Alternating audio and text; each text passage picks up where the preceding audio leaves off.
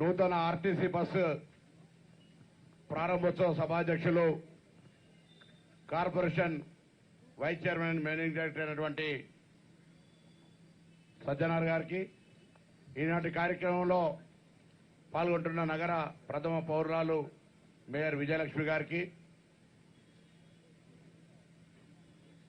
మరి హైదరాబాద్ కోత్వాల్ గతంలో city police commissioner అయినటువంటి శ్రీనివాస్ రెడ్డి గారికి, ట్రాన్స్పోర్ట్ కమిషనర్ బుద్ధప్రకాష్ గారికి, డీసీపీ గారికి, ఆర్టీఓ గారికి, స్థానిక కార్పొరేటర్ గారికి, అదేవిధంగా ట్రాన్స్పోర్ట్ హెడ్ క్వార్టర్ పాండురంగారావు గారికి, ఎస్బీఐ విజయస్వామి గారికి, ఆర్టీసీ అధికారులకు, మిగతా హైదరాబాద్ నగరానికి సంబంధించినటువంటి పెద్దలకు, పాత్రికేయులందరికీ కూడా నమస్కారం.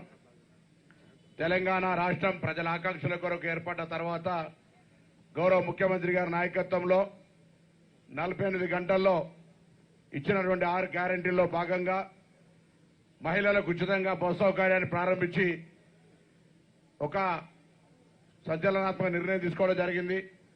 9వ తేదీ నాడు ప్రభుత్వం 7వ తేదీ ఏర్పడితే 9వ తేదీ నాడు ఉదయాన్నే ఈ యొక్క బస్సులకు సంబంధించినటువంటి దాని లోపల తెలంగాణ వ్యాప్తంగా మహిళలందరికీ కూడా ఉచిత బస్సు సౌకర్యాన్ని కలుగజేయడం జరిగింది. అంటే 21 రోజులైంది. 9వ తేదీ నాడు ప్రారంభిస్తే ఇలా 30వ తేదీ ఇప్పటికీ సంతోషంగా ఆర్టీసీ సంస్థ పక్షాన, ప్రభుత్వం పక్షాన మంత్రిగా 6 కోట్ల మంది మహిళలను ఫ్రీ టికెట్ పేరు మీద ప్రయాణం చేయగలిగినారంటే ఏ విధమైన స్పందన ఉందో ఈసారి అర్థం చేసుకోవాల్సిందే సందర్భంగా కోరుతా ఉన్నాం. దీని ద్వారా పెరుగుతున్నటువంటి రద్దీ కావచ్చు, లేదా గతంలో పాతపడ్డటువంటి బస్సుల స్థానే కొత్త బస్సులు ఏర్పాటు చేయటువంటి ప్రక్రియలో భాగం కావచ్చు, ప్రభుత్వం తరఫున పెద్దలు గౌరవ ముఖ్యమంత్రి గారు ఆదేశించిన దానికి అనుగుణంగా 1050 బస్సుల్ని దాదాపు 400 కోట్ల రూపాయలతోటి బ్యాంక్ ఎస్బీఐ వారి సహకారంతో మరి కొనుగోలు ప్రక్రియ స్టార్ట్ అయింది. మరి ఆ బస్సులన్నీ కూడా హైదరాబాద్ నగరంతో పాటుగా తెలంగాణ వ్యాప్తంగా అన్ని జిల్లాల లోపల ప్రజల సౌకర్యార్థం ఉపయోగించబడతాయి. ఆర్టీసీలో ఈరోజు ఇంతకుముందు పెద్ద సిపి గారు చెప్పినట్టుగా కాకి బట్టలతోటి క్రమశిక్షణతోటి ఆర్టీసీ సంస్థను కాపాడుకుంటుంది ఒక కార్మికులు అనే మాట ఇక్కడ కూడా మొహమాటం లేదు. ఈరోజు రాష్ట్ర ప్రభుత్వం తరఫున కూడా ఇది ప్రజల ప్రభుత్వం, ప్రజల పాలన. ఈ ఆర్టీసీ సంస్థను కాపాడుకోవడానికి కావచ్చు, సంస్థ ఎదగడానికి కారకులైనటువంటి కార్మికులందరి సంక్షేమం మా ప్రథమ లక్ష్యం అనే మాట కూడా ఈ సందర్భంగా మనం చేస్తున్నాం. ప్రభుత్వంది ముఖ్యమంత్రిగా ప్రత్యేకించి మాట చెప్పమన్నారు.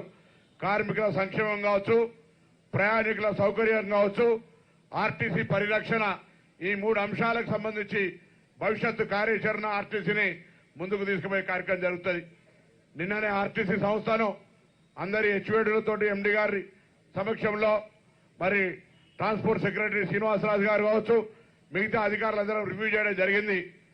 గత ప్రభుత్వాల వారసత్వంగా వచ్చినటువంటి కొన్ని అంశాలను మరి వాటిని అధిగమించడానికి సమయం పట్టినప్పటికీ కూడా అందులో కొన్ని కార్మిక సంక్షేమానికి సంబంధించిన నిర్ణయాలు, గతంలో చెల్లించాల్సినటువంటి బకాయిలు, వాటిని కూడా వీలైనంత వరకు అంటే ఆఖరికి ప్రావిడెంట్ ఫండ్తో పాటుగా మీ యొక్క సెస్ కి సంబంధించినటువంటి సిసిఎస్ కు సంబంధించినటువంటి బకాయిలన్నింటినీ కూడా విడతల వారీగా కాకుండా ఎంత వీలైతే అంత తొందరగా మీకు పేమెంట్ చేయాలనేటువంటి ఒక దృఢ సంకల్పంతో ప్రభుత్వం ఉందనే మాట కూడా ఈ సందర్భంగా మనం చేస్తా ఉన్నా. మీ అందరినీ కూడా కోరుతా ఉన్నా, సంస్థ తరఫున, ప్రభుత్వం తరఫున ఇంకా ఇప్పటికే మీరు ఒక నిబద్ధతతో పనిచేస్తా ఉన్నారు. రద్దీ పెరిగింది. గతంలో 40, 50, 60% ఉన్న ఆక్యుపెన్సీ 100% దాటిపోతా ఉన్నది. కాబట్టి వాళ్ళ యొక్క మన మర్యాద ఆర్టీసీ సంస్థ తరఫున ప్రయాణికులకు ఇచ్చే మర్యాద కావచ్చు, ఆర్టీసీ సంస్థలో ఉన్నటువంటి 364 బస్ స్టేషన్ల లోపల ప్రయాణికులకు సంబంధించినటువంటి సౌకర్యాలు, పరిశుభ్రతకు సంబంధించి కూడా నిన్న రివ్యూలో చర్చ చేయడం జరిగింది. దానికి ప్రత్యేకమైనటువంటి నిధులు కానీ అవసరాలు కానీ ఉంటే ప్రభుత్వం తరఫున ఏర్పాటు చేస్తాం. కానీ ఎక్కడ కూడా ఈ వేదిక ద్వారా 364 మంది స్టేషన్ మేనేజర్లను కావచ్చు, 97 డిపోల మేనేజర్లను కావచ్చు, 11 రీజన్ మేనేజర్లు కావచ్చు, 6 రీడీలు కూడా మీ బాధ్యతల యొక్క కింది స్థాయి లోపల ప్రభుత్వం తీసుకున్న నిర్ణయాన్ని ముఖ్యంగా మహిళలకు ఉచితంగా ఇచ్చే సందర్భంలో ఏర్పడుతున్నటువంటి రద్దీ కావచ్చు, ఇతరత్ర అంశాలు తప్పకుండా చాలా బాధ్యతగా ముందుకు పోతారని ఈ సందర్భంగా ఆకాంక్షిస్తా ఉన్నాను. నేను సిపి గారితో పాటు ఇప్పటి గతం లోపల మొన్న కూడా డీజీ గారు ఒక మాట కోరినాను. సంఖ్య పెరిగింది, మహిళలకు సంబంధించి ఎక్కువగా బస్టాండ్లోకి వచ్చే కార్యక్రమం పెరుగుతా ఉంది. ఎక్కడ కూడా చిన్న సమస్య కూడా శాంతి భద్రతల రూపం లోపల మహిళల పరంగా ఎక్కడ కూడా ఇబ్బంది రాకుండా ఉండే విధంగా తగిన చర్యలు తీసుకోవడంతో పాటుగా సీసీ కెమెరాల ఏర్పాటు కావచ్చు, ఇతరత్ర అంశాలు కూడా చేయాలనేటువంటి ఒక ఆలోచన చేయడం జరుగుతోంది. ఏదేమైనా ఆర్టీసీ ప్రజలది. ఆర్టీసీ సంస్థ తరఫున కావచ్చు, ప్రభుత్వం తరఫున ఎన్ని చర్యలు చేసినా ఆర్టీసీని కాపాడుకునే బాధ్యత ప్రజల మీద ఉంది. ఆనాడు తెలంగాణ ఉద్యమంలో, తెలంగాణ సాధనలో ఆర్టీసీ కార్మికుల పాత్ర ఎవరు మర్చిపోయేది కాదు.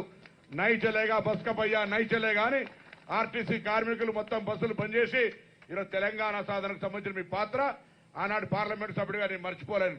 కాబట్టి ఆర్టీసీని పరిరక్షించుకునేటువంటి బాధ్యతగా గౌరవ ముఖ్యమంత్రి గారు నా మీద బాధ్యతలు ఒక తెలంగాణ ఉద్యమకారుడిగా, తెలంగాణ ఉద్యమంలో ఆర్టీసీ పాత్ర, తెలంగాణ ఏర్పడిన తర్వాత ఆర్టీసీ ఏ విధంగా నిర్వీర్యం కాబట్టది, ఏ విధంగా దానికి సంబంధించినటువంటి ఒక గుర్తింపు కూడా ఇబ్బందికరమైనటువంటి పరిస్థితి ఉండి మళ్ళీ ఏ విధంగా ముందుకు తీసుకుపోవాలనేటువంటి ప్రణాళికలు తయారు చేస్తా ఉన్నాం.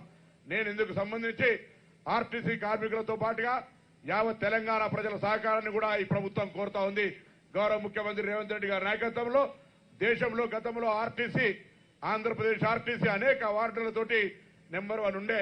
మళ్ళీ నిన్ననే అన్ని రాష్ట్రాల పరిస్థితులు తెలుసుకోమన్నాం.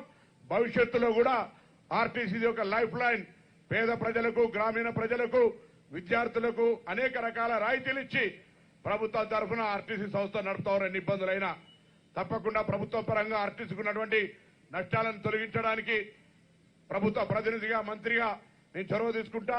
సంస్థ నడపడానికి ఎండీ గారు సమర్థవంతంగా నడిపేటువంటి శక్తి ఉన్నది కాబట్టి క్షేత్రస్థాయి దాకా ఆఖరికి అక్కడ ఉన్నటువంటి బస్ స్టేషన్లో చిన్న ఉద్యోగి దాకా బాధ్యతగా వ్యవహరించాలని సందర్భంగా కోరుతూ ఈ బస్సులతో పాటుగా త్వరలో ముఖ్యమంత్రి గారు నిర్ణయం చేశారు.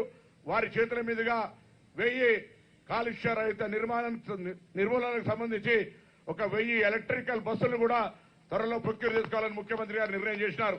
వాటిని కూడా వీలైనంత త్వరలో ప్రొక్యూర్ చేసి ప్రజల సౌకర్యార్థం ప్రజల రవాణా కార్యక్రమం ప్రారంభం చేస్తామనే మాట మనం చేస్తూ మరొకసారి ఈ వేదిక ద్వారా ఆర్టీసీ కార్మికుల సంక్షేమం, ఆర్టీసీ పరిరక్షణ, ఆర్టీసీ ప్రయాణికుల సౌకర్యానికి సంబంధించి ఎక్కడ కూడా కాంప్రమైజ్ కాదు.